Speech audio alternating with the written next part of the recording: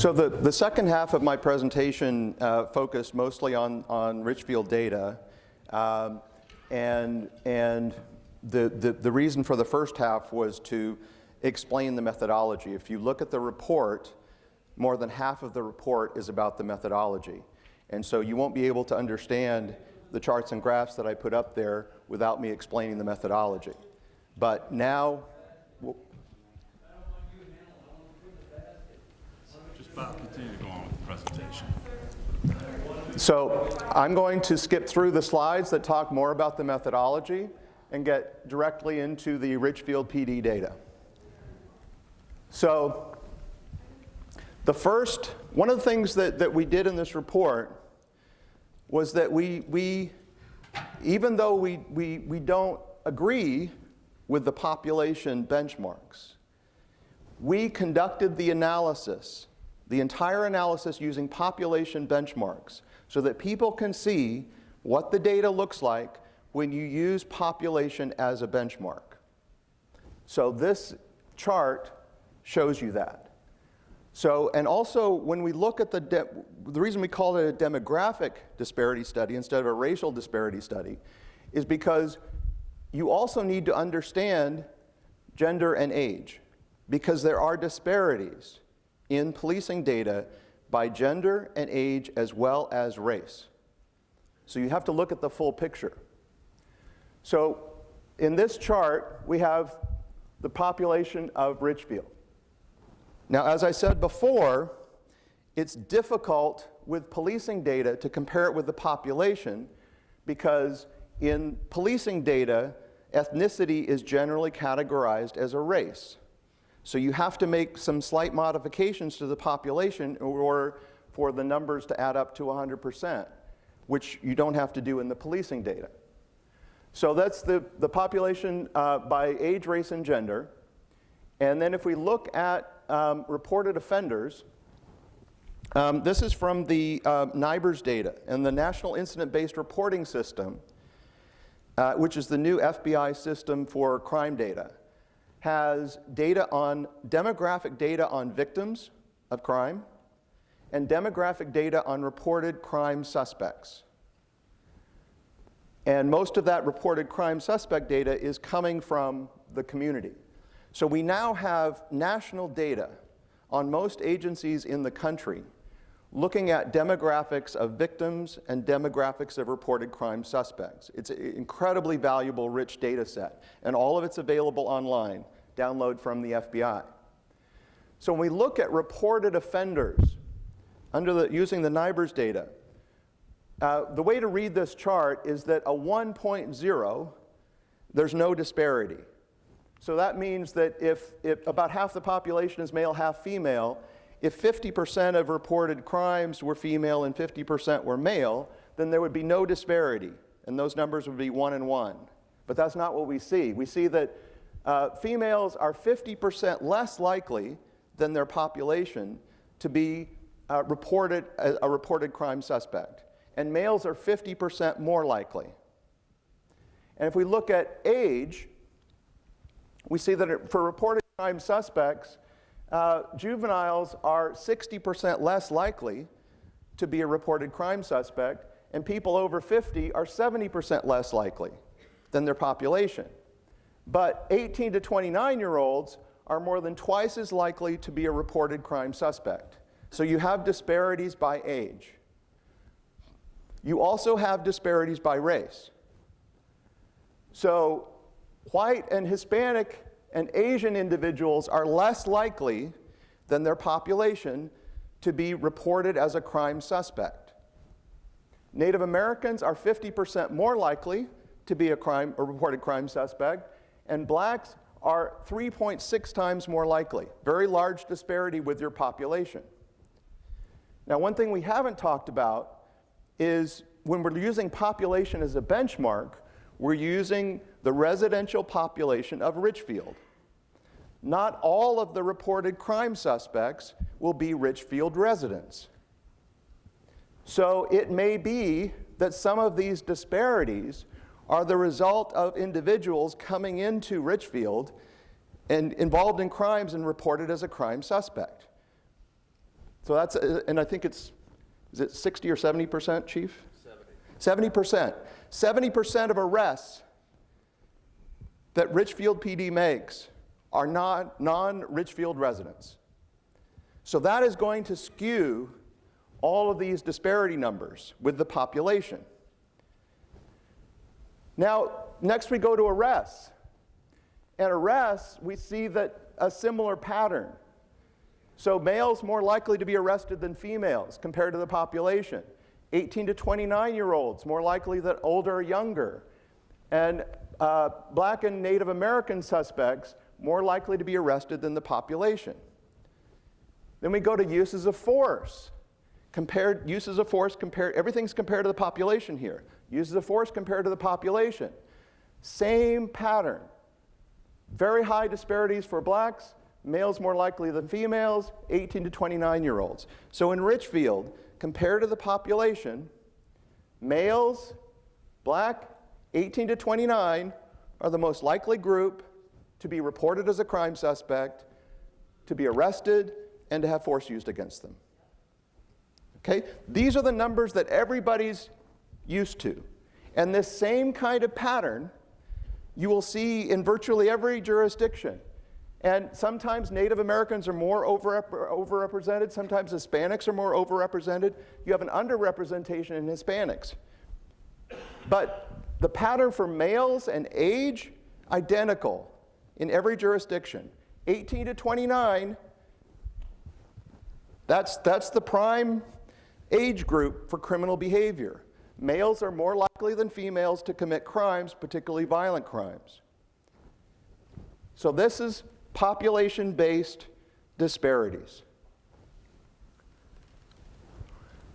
What we did was we used risk-adjusted disparities, and we call them activity-based benchmarks. Now, we didn't come up with this idea. There's a lot of peer-reviewed research looking at disparities in policing. The most recent one is from Professor Lawrence Sherman at Cambridge University, and he coined the term risk-adjusted disparities. So, what you do for reported offenders in your community, you compare that with the population, just like you do in this graph, because the police are, for the most part, not involved in reported crimes. Right? These are reports coming from the community. So the community is disproportionately, compared to the population, reporting males, blacks, Native Americans, and 18 to 29-year-olds as crime suspects to the police. So the next step is different. Rather than comparing arrests to the population, you compare arrests to reported offenders. Now, this is not a perfect benchmark. There is no perfect benchmark. But it is far better than using population for everything. And the reason for that is that reported offenders, calls for service to the police, these are the kinds of groups that the police are looking for because they're reported crime suspects. So when we look at arrests compared to offenders, we see a very different pattern than comparing arrests to the population. So, no disparities for males and females. That means that the police are arresting males and females at a rate that we would expect based on their reports from the community about who's involved in crime. For age, no disparity except for juveniles, which are slightly underrepresented. That means that more people are reporting juveniles as involved in criminal activity than the police are arresting. There's a slight underrepresentation in juveniles in arrests. By race, virtually no disparities except for Native Americans, which are 20% more likely, It's smaller than the population, but there's still a disparity there. So they're 20% more likely to be arrested based on, compared to their, the frequency at which they're reported as crime suspects. Now, I cannot tell you why. I cannot tell you why Native Americans are 20% more likely to be arrested compared to reported crime suspects. But I can tell you that there is a disparity when you look at those two variables. So the goal, I do not live in Richfield. I have not reviewed all of the policies. I don't know all the crime problems. I don't know the community, the elected officials. I'm simply looking at the numbers. And my hope is that the city and the police department and the community will look at these numbers and try to determine why it is that 20%, that Native Americans are 20% more likely. But the flip side is, there's no, you see, black individuals are slightly underrepresented in arrests, and there's not much disparity in other groups. That does not mean that there's no problem. This data is not going to examine individual incidents of police misconduct. The best case scenario for this kind of demographic disparity study is to measure systemic problems. So if every officer was going out every day and engaging in a lot of racial profiling, I would not expect to see these numbers. I would expect to see disparities there. But so the best I can say, and I say this in my report, is that there's no evidence in the data of systemic discrimination in the police department. That does not mean that individual incidents or even policies or procedures may be discriminatory. But there's no data that would support that claim. Now, let's go to uses of force. Now, we do see some disparities here. So now when we look at uses of force, we're comparing that to the percentage of people who are arrested. Because if you don't come into contact with a police officer, right, there's no chance of them using force against you. And the people that are most likely to have force used against them are those who are arrested. So by using that as a benchmark, we can say, well, if you're arrested by Richfield PD, are you more or less likely than another group to have force used against you? And the answer is, yes, there are disparities. So let's look at gender. Males are more likely than females to have force used against them during an arrest. And when we think about use of force, we have to look at what the officer did and what the subject did, because the officer is going to respond to subject behavior. If the subject doesn't resist or flee or threaten the officer, then the officer cannot lawfully use force against them. So we have to consider in these disparities both officer behavior and subject behavior. So it may be that officers are biased against males and they're more apt to use force against males in a given situation, or it may be that males are more likely than females to flee and resist arrest. I don't have the answer to that, but that's an area that you could dive deeper into the data and work with the police department to determine why those disparities exist. Let's look at age. What's interesting here is that for people over 50, there's an underrepresentation. So if you're over 50 and you're arrested by the police, you're less likely than younger people to have force used against you. But juveniles are 50% more likely to have force used against them when they've been arrested. Now again, I don't know the answer to that, but I've seen this pattern before. And one of the things I asked yesterday about school resource officers, because generally when you have school resource officers, they're coming into contact with juveniles for lower level offenses. You know, maybe pushing or shoving or stealing somebody's books or something like that. And so those are incidents that are very low likelihood of use of force. However, if you don't have a lot of contact regular contact between police and juveniles, then the types of juveniles that the police are encountering tend to be involved in violent felonies and more serious crimes. Individuals that are involved in more serious crimes are more likely to resist, flee, or threaten the officer. So my guess would be that the reason that there's a disparity between arrests and uses of force is that the juveniles that are being arrested for more serious crimes than adults.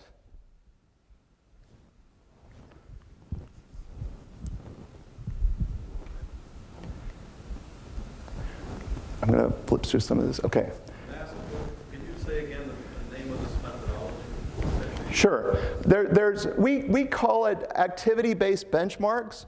What Cambridge University, their Center for Evidence-Based Policing, they call them risk-adjusted disparities.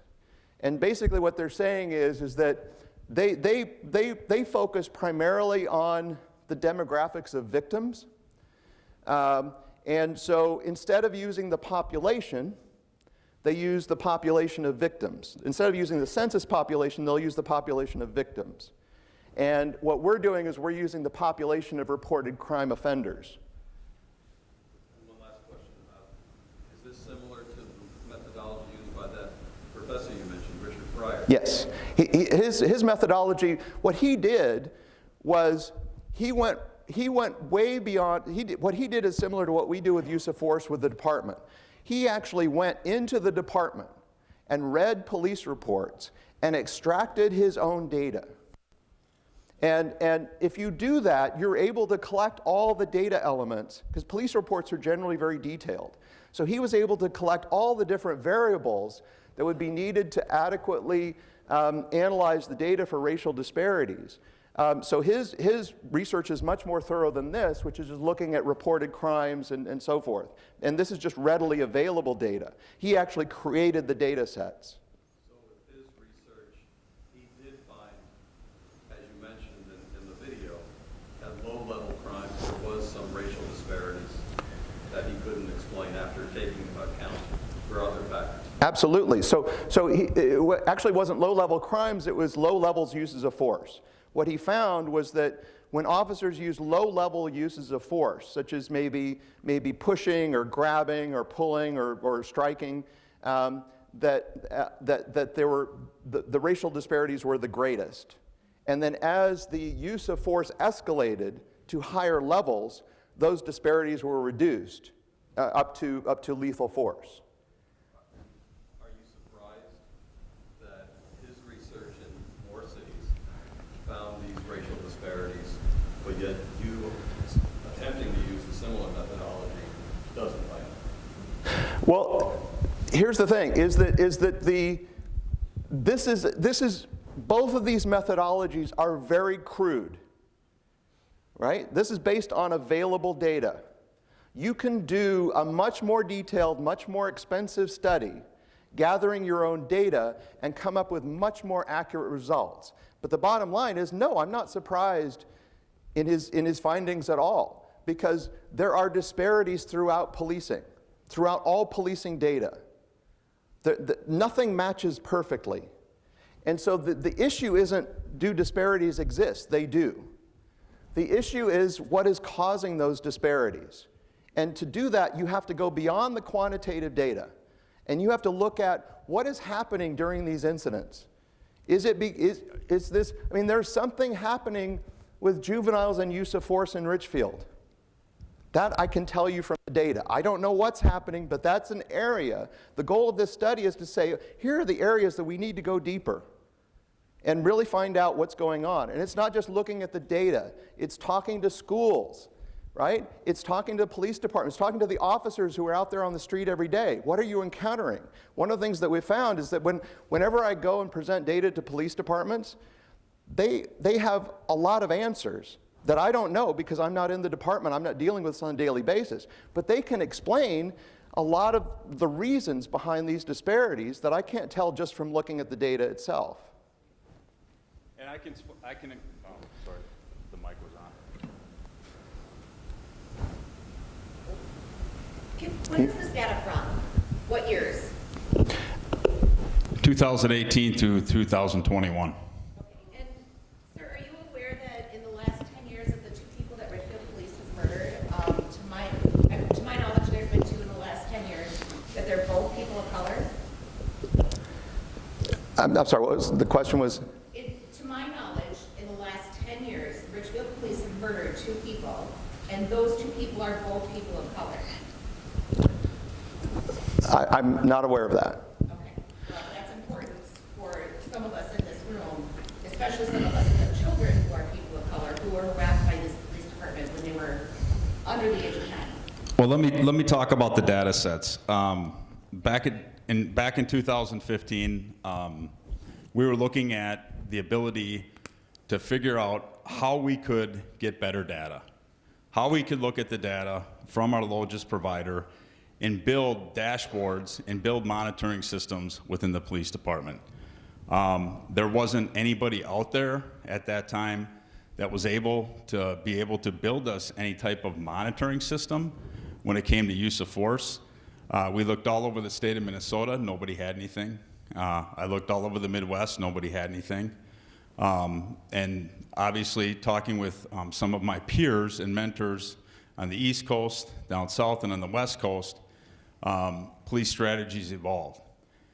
And looking at the data and the amount of data that we have is based upon starting first with the use of force, as Bob talked about, that database, looking at that, being able to use that as a monitoring system, as a training system, to have that ability why we train, why we de-escalate, whether the use of force is in our policies, and our policies are post-mandated. So there are licensing authority that tells us how we have to train and how we have to use the policy. So that data over the last 5 years has been incorporated into the data set that we felt at this point, before we go to Tyler Technologies, which is a brand new data system, and I'll get into Bob's recommendations and what we're gonna do and how we're gonna collect data, we decided to pull the last remaining amount of data for the last 4 years, 5 years from Logis to be able to take a robust look at both CAD, which is computer-aided dispatch, our records management software, and also our uniform crime reports. So we take all that information and we give it to Bob. So that's basically where some of these data sets came from. To go back further than that would have been very difficult because we didn't have the data the same way. One important thing that I want everybody to understand is that in 2017, we switched to TriTech Technologies. Before that, we were on Motorola. So the two don't marry together, so we could only go back about 5 years for data. So the rest of the data, we were unable to get. So aside from that, data that we're supposed to keep that's mandated by the state of Minnesota, such as criminal sexual conduct and other crimes. So that's where the databases come from. Do you use TriTech for your RMS as well? We do now, but we're going to go to Tyler Technologies. So I want to keep going with the data because I've been told that everybody wants to see the data, so I want to get through as much of the data as we can. This next slide looks at other Minnesota agencies. It's important to put everything into context. You can't just analyze, Richfield in a bubble. And you'll see, because obviously, you're near Minneapolis. We know that a lot of the offenders, that are arrested by Richfield PD are not residents. It's important to look at what your state is doing as well. And from the NIBRS data, we have NIBRS data now on 393 Minnesota agencies. This is data from 2020. This is looking at statewide data. Again, it's not perfect because we don't have all agencies.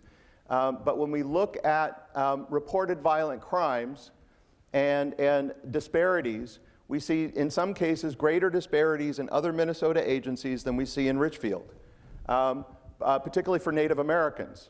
And so you see that Native Americans are 4 times more likely than their population to be reported in a violent crime. And we see that 30 to 39-year-olds also have a very large disparity, as well as the males and females. And then these odds ratios are compared to, so the race is compared to white, and then the gender compared to female. So what this is saying is that males in Minnesota are 3.2 times more likely than females to be a reported violent crime suspect.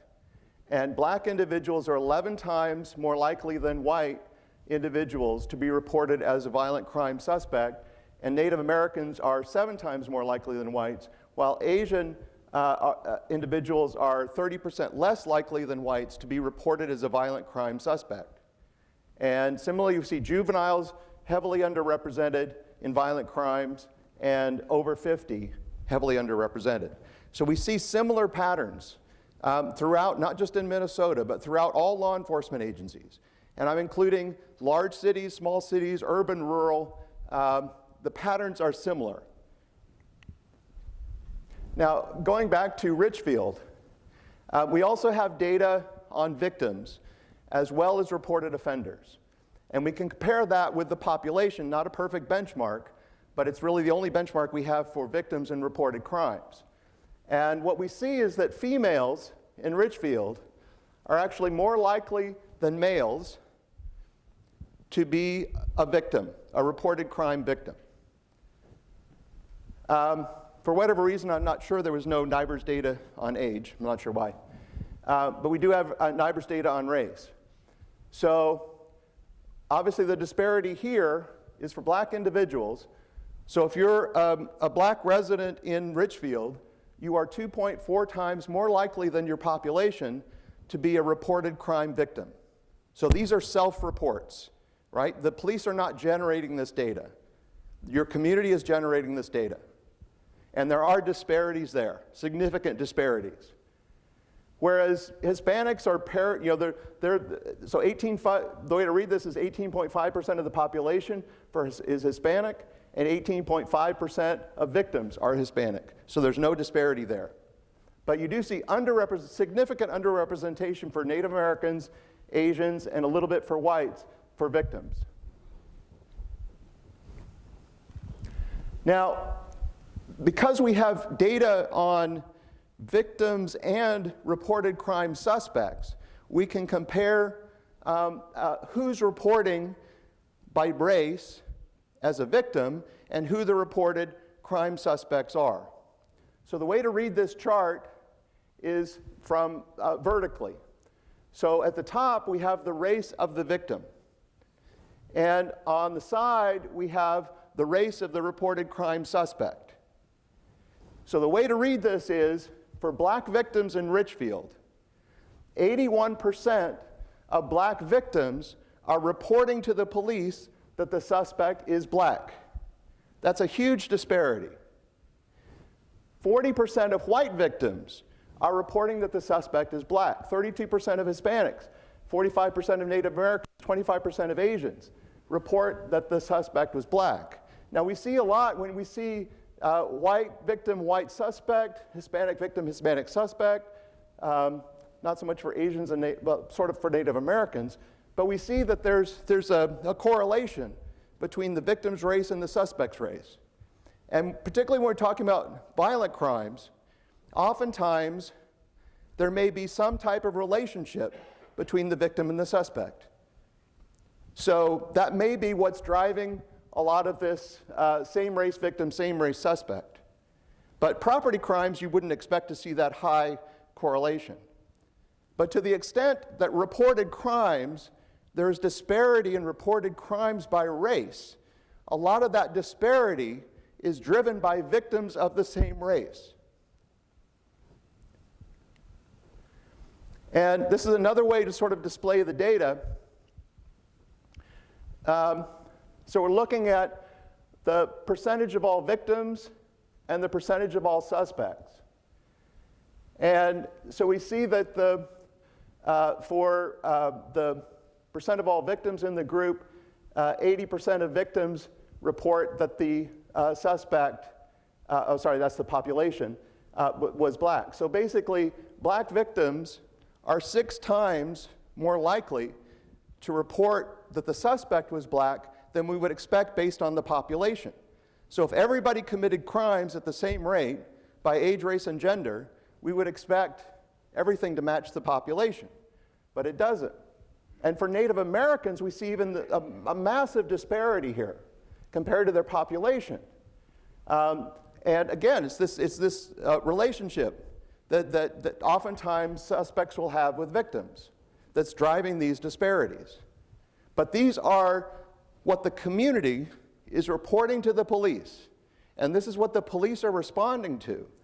So you can't just look at stops and arrests without looking at the underlying reported crimes and victimization if you want to understand what's driving the disparities in the data.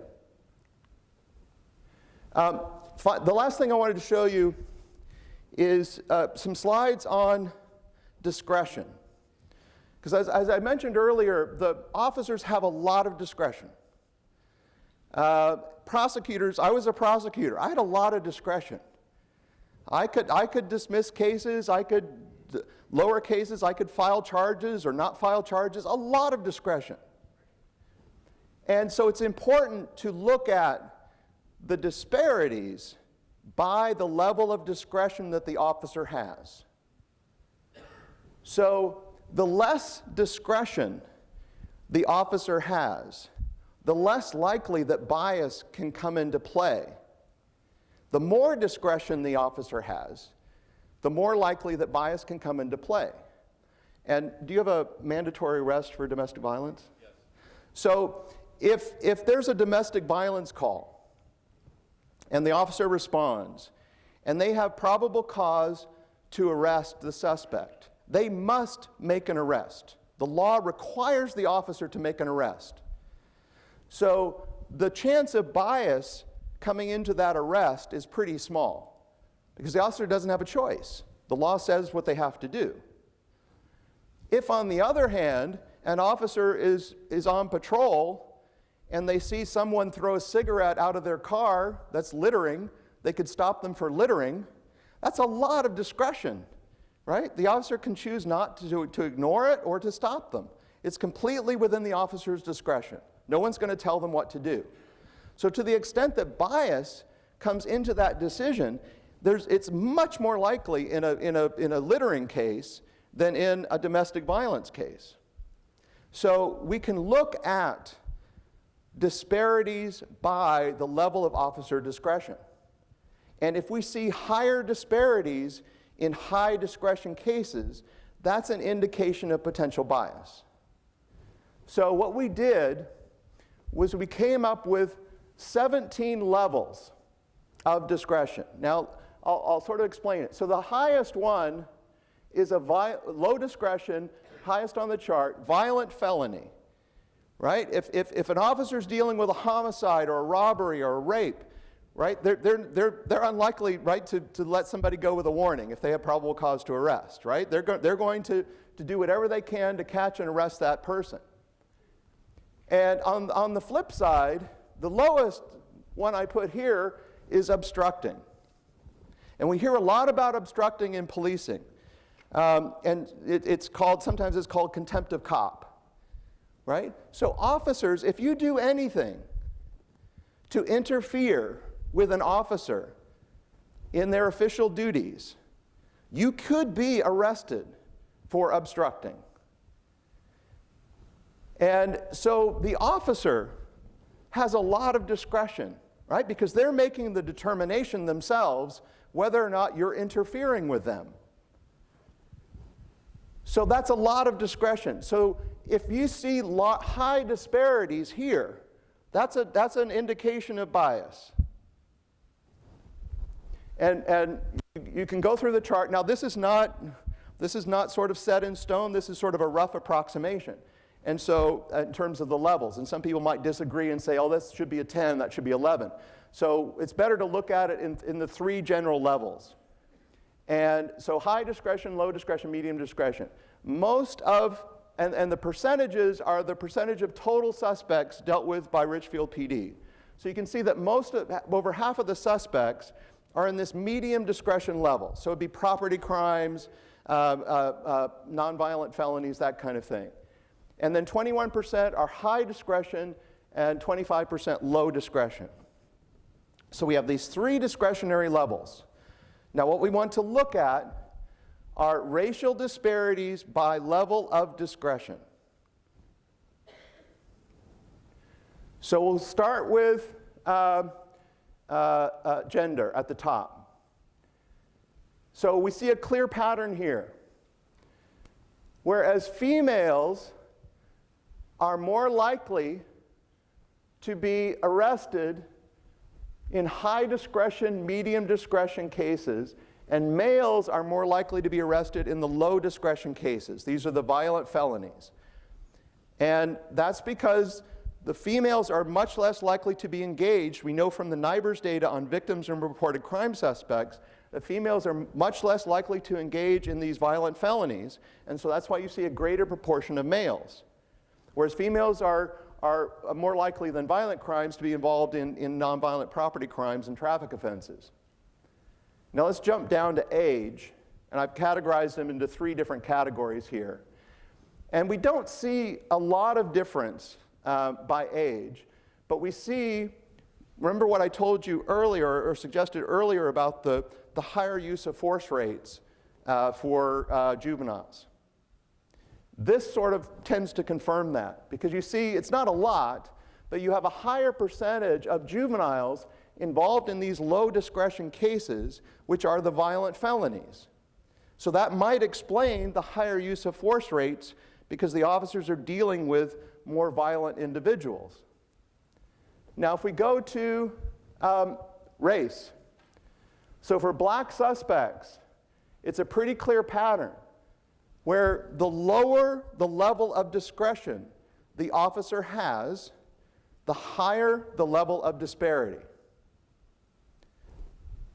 This is what I was saying earlier about if you have officers not enforcing low-level traffic offenses, your disparities will go up because you're going to be having a higher percentage of your arrests dealing with the low-discretion violent felonies. So if there was systemic racism in the Richfield Police Department, you would expect this pattern to be reversed. And you would have a higher percentage of individuals in these high discretion cases who are black than in the low discretion. But we don't see that pattern. So I'm not saying that bias doesn't occur and that racial profiling doesn't occur. All I'm saying is that the data does not suggest that this is a systemic problem, because it's not what we would expect to see if that was the case. By white suspects, we can see the opposite, where the most violent, the low discretion cases, you see the lowest percentage of whites, and in the traffic stops and minor offenses, we see the highest percentage of whites. For Hispanics, we didn't look at the earlier slide, or I skipped over it, but there are disparities for Hispanics in traffic stops. So Hispanics are more likely to be stopped. We don't have a good benchmark for traffic stops because we haven't done a traffic study, but this is an issue that Richfield PD and the city should look at. Why is it that Hispanics are more likely to be stopped? Because they're not involved as much in the high discretion and medium discretion stops. So using the report data, you can focus on where you do have these disparities in these very discrete areas and determine why that is. Is it because of different driving behavior? Or is it because officers are deployed in a certain area? Or is it because of officer bias? We can't tell that from the data, but you can dig deeper to find out. Before you proceed, can I ask a question about that? Sure. I'm sure you know with your experience that when someone's pulled over, they're often pulled over for more than one reason. For example, they may be acting in a disorderly way, and they might be a possible suspect in a violent crime. Couldn't you interpret the information about black suspects in a way that says the officers decided to enforce the low discretion, higher crime more often against blacks and ignore or drop the high discretion one and focus more on higher level crime. Sure, absolutely. So That's a possibility. Having been in the criminal justice system and having been a prosecutor, I don't think that's very likely. But doesn't an officer have the discretion in deciding what crime to investigate at that moment? Sure, but what I know about cops is that they want to charge the highest crime possible, right? They're going to refer, well, first of all, they're going to refer all possible crimes to the prosecutor. The prosecutor determines what charges will be filed. And some prosecutors' offices we'll charge everything under the sun and then we'll plea bargain down. And other prosecutors, like where I worked, it's like you charge the most serious charge and leave everything else to add for trial if they want to go to trial. But you understand that if an officer shows up, it is possible that the officer may turn their eye towards a lower level crime for the sake of focusing on the higher level crime, or vice versa. They have some discretion in what they pay attention to. Absolutely, but there's no, I'm not disagreeing with what you're saying. I'm just saying that the likelihood of what you're suggesting is very low based on what officers do, right? They're just not interested in ignoring serious crimes. That's their sort of bread and butter. That's why they're out there, is to catch the bad guy. And so it would be against their fiber to ignore a more serious crime for whatever reason in lieu of charging a lesser crime. I think he's suggesting that they would charge the more serious crime that's a low discretion, right? It appears that one explanation for why black suspects have that higher level of low discretion is that the officer showed up. There's more than one possible crime that they could be charging someone with. And one way this could be interpreted is that the officer is showing some bias, and by charging black suspects more often with those low discretion crimes than others. Sure, it could absolutely. It could be that officers are ignoring more serious crimes involving white individuals and focusing only on the serious crimes involving black individuals and ignoring the lesser crimes. That absolutely. I mean, this doesn't negate the possibility of bias. You're absolutely right. And there's a lot of stuff that can be going on, a lot of stuff on both the suspect side and the officer side that may produce this pattern.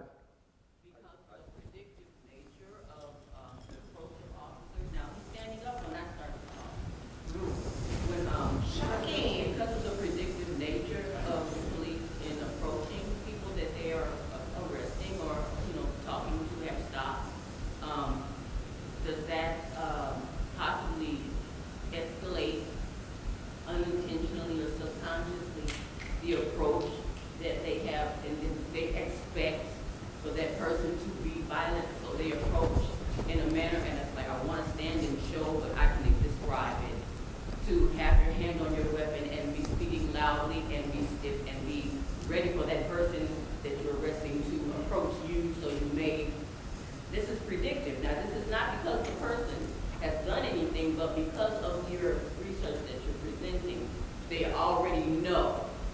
That's what predicts. They already know that this person is going to be. Is that a good approach? Well, if I understand your question correctly, and correct me if I'm wrong, but I know from years and years of working with the police as a prosecutor and in the police department as a compliance coordinator that police have biases. I hear it all the time.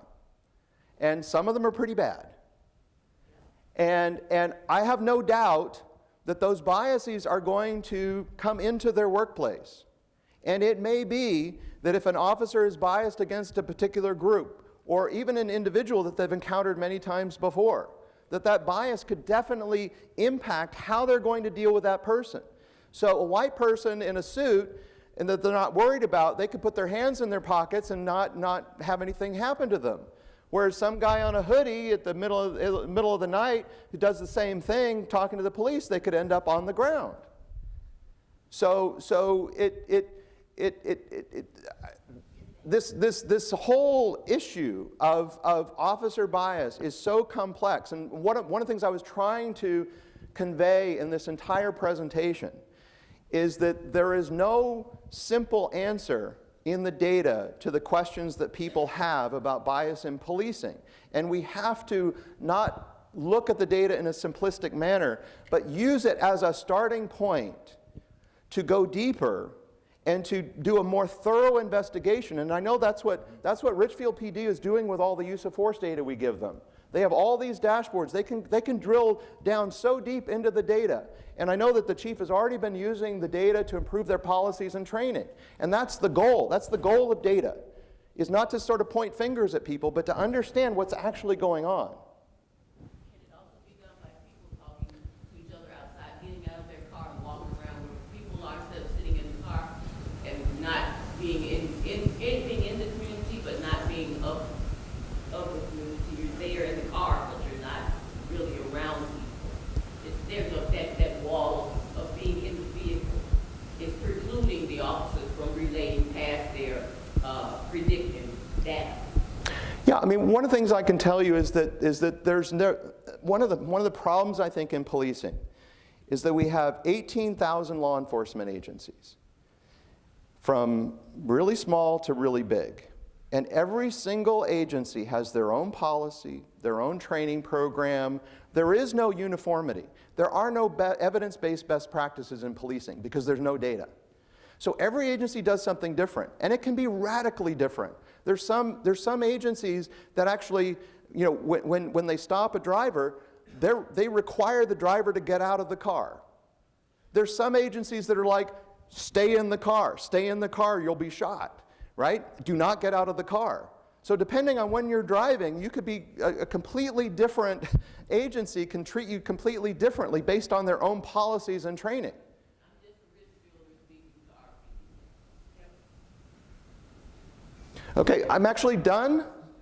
So I actually have a question about the data, and you know, we're very clear about these are just our numbers.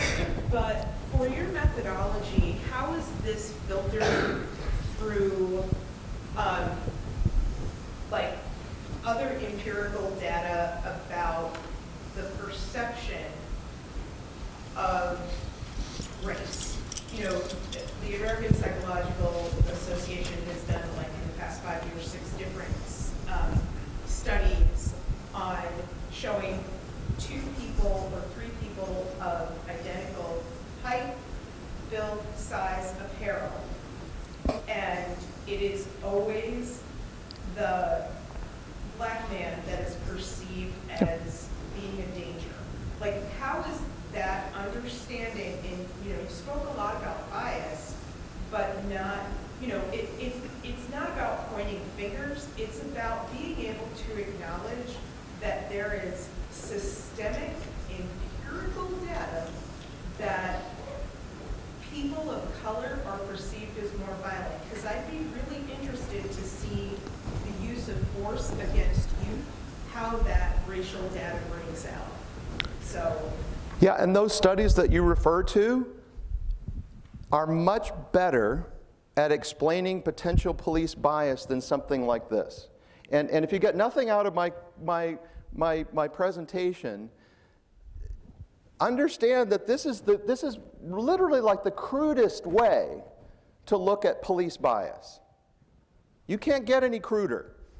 And so even though I've improved on it a little bit by not using population as a benchmark, it's still the crudest of crude ways to get at the issue that you're looking to get at. And those studies you referred to are so much better at explaining why officers may behave differently in a given situation based on the characteristics of the person they're dealing with and how they bring their own biases into it. Like,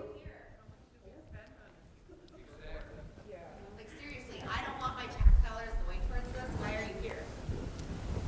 Recruitment doesn't answer anything. The only thing it answers is if we go to him, he can tell you what those numbers mean. Sit You down, said lady, we that don't several care. times. He can tell you what those numbers mean. How does the public get that information? Why aren't we having a 3-hour presentation from them instead of this? That's not telling This us is not helpful. Yeah, This doesn't tell us anything. And it's crude, and your methodology is probably wonderful for this, but you said how many times it's crude? How many times have you said this can't prove anything? It can just give us ideas, but then you say the chief is the guy that can tell you how it all happens, and they go deep and they do this and they do that. How does that get to the public? How do we know what's So Can I? we've been waiting a long time to get to the written questions. So I'd like to give some time to the written questions because that's what we said we were going to do. We've only got like 25 more minutes. So I'd like to start getting to those now. Thank you. I'd like to answer this one question because it's sort of why to do the study. So I told the city council yesterday, I don't like doing these studies. Okay, let me answer. Will you let me answer?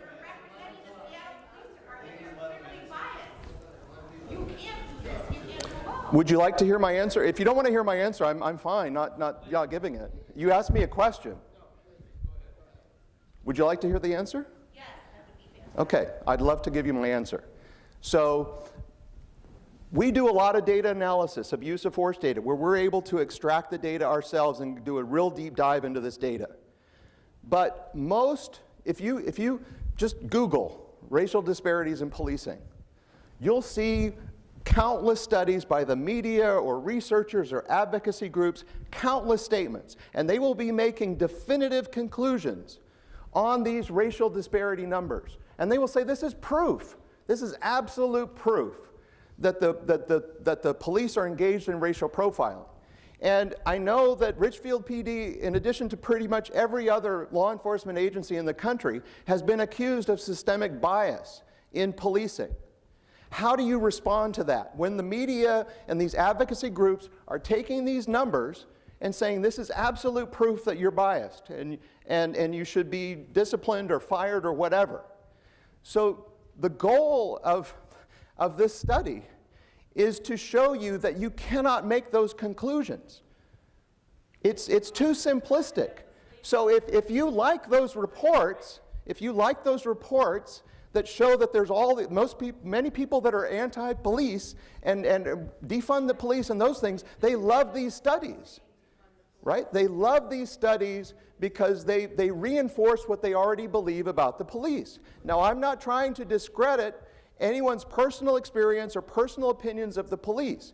All I'm saying is you cannot use this data to prove anything one way or the other definitively. Then why is it insured? Why have I wasted 2 hours of my time? So my question is, what you're doing here is basically making them look good. Because you can't use this information to say they're doing anything wrong. Correct. That's basically what you're telling us. There's nothing in my data. First of all, we were just given data. We weren't given any direction, right? The department did not say, we want you to make us look good. All right? all the experience you have for a very specific reason. Because they knew that we would analyze the data in a scientific way. And the other thing that you need to realize and remember, and if you read the report, you will see that even using our methodology, there are lots of disparities still. So I am not here to tell you that the department, okay, I've done my report and I get a clean slate. What I'm here to tell you is that more work needs to be done to look at why these disparities exist and whether or not bias plays a role in those disparities. That is a much longer, more complicated discussion that you need to have within Richfield. They're not willing to have that conversation. We've been trying for right now. Person, I think we'd be better served at whatever they paid you, sir, to do this. They should have used some of those other studies. So, to be honest, and I'm not holding that against you.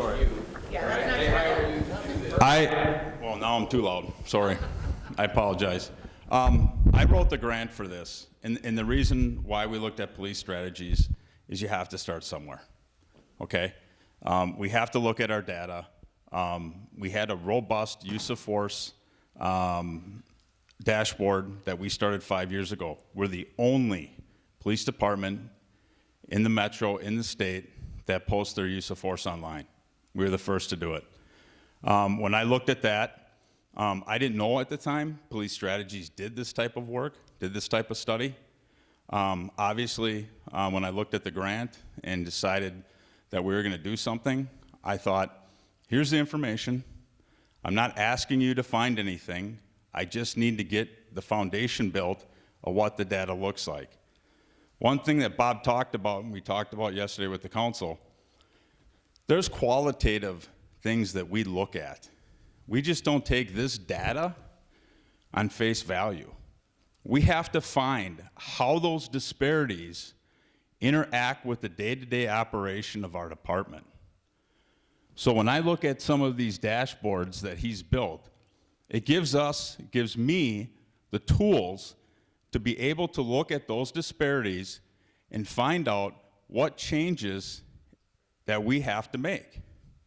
And we're already taking recommendations based upon Bob's study, based upon best practices, based upon what other departments are doing, to try to look at these disparities and be able to lower them. But you have to start someplace.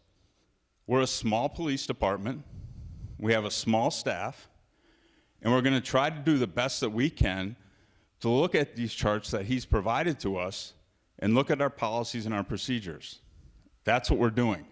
I want to talk about a couple of recommendations that we are going to do based upon some of this information. And some of these things have already started because we're going to Tyler Technologies. And we're going to be able to have better analytics, better data, easier way to track things. So one thing we're going to do, because we don't have a way to determine de-escalation for our officers, obviously we do a lot of reading of reports, we watch a lot of videos, I watch a lot of squad video, my staff does, professional staff does.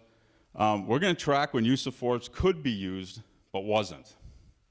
That way it will help track our de-escalation techniques. Obviously we can critique while we watch video, while we watch squad video, things like that. Officers, as far as data, we will come up with a program. As Bob talked about in his study, I do not want officers guessing the race of somebody they pull over. We will come up with a program that asks the driver what their race is, because I want accurate data. I don't want guessing up here. I don't want the community to know that officers are, well, I'm just going to guess. We're not going to allow the officers to guess because we want to work with them, to work with the community, to make sure that we get it right, okay? We're not going to allow the officers to put unknown, and some departments have that. I'll be honest with you, some departments have an unknown category. We're not going to allow that. You're going to have to put in that race. We're going to track vehicle searches.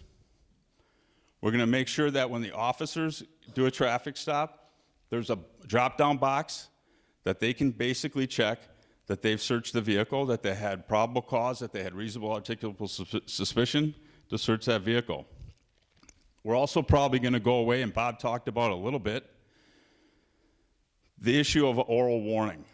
We're looking at that right now because there is information out there that whether it's racial profiling or it's bias, that an officer pulls somebody over and, let me see your driver's license, and, well, you're free to go. We're probably going to get rid of oral warnings, and everything will be written. And that was some of the recommendations that Bob had in his study. We've done police contact surveys in the past. We've also done focus groups.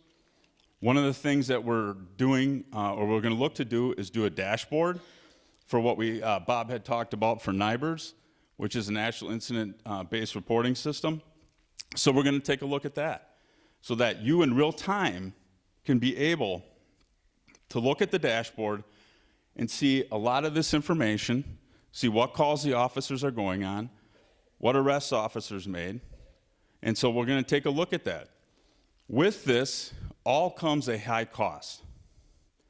And those are conversations that I'll have with the city manager and the city council when it comes to budget time. We're a small department.